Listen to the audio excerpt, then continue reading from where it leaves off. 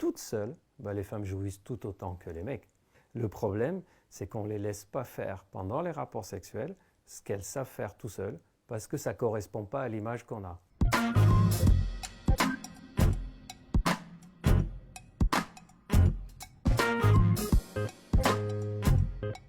Et si on regarde les statistiques pendant les rapports sexuels, oui, les hommes jouissent plus souvent pendant les rapports sexuels que les filles. Par contre, si on regarde un peu plus en détail, on se rend compte que ce n'est pas si vrai que ça. Par exemple, on sait que les couples où il y a le plus d'orgasmes, c'est un mec avec un mec, c'est là où ça jouit le plus. Femme avec une femme, ça jouit aussi beaucoup. Là où il y a le moins d'orgasmes, c'est femme avec un homme, ils ne connaissent pas leur corps et surtout, c'est là où les femmes disent « j'ai moins d'orgasmes ». Toutes seules, les femmes jouissent tout autant que les mecs.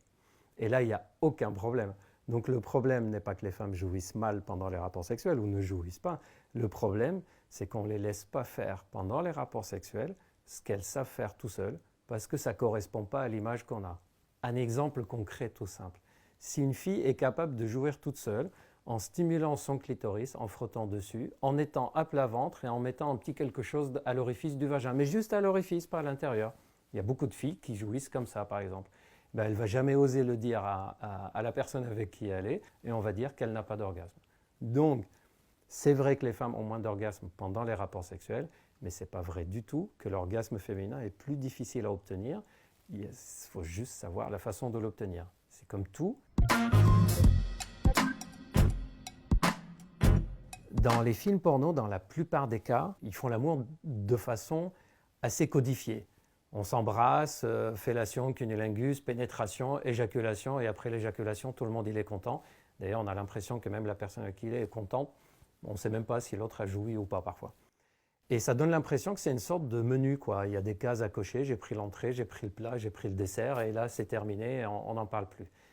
Alors que ça, c'est complètement loin de la réalité et complètement loin de ce qui se passe réellement pendant les rapports sexuels.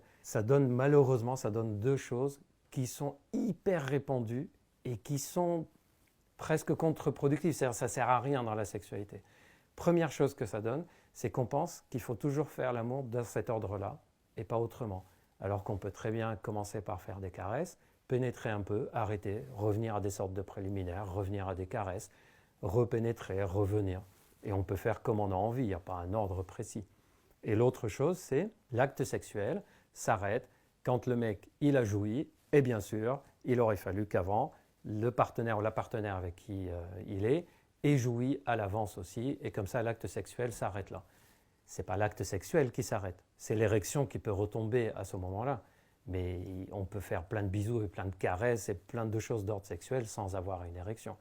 Et donc, ce que vous voyez dans les films porno, c'est vraiment que pour le côté cinéma des films.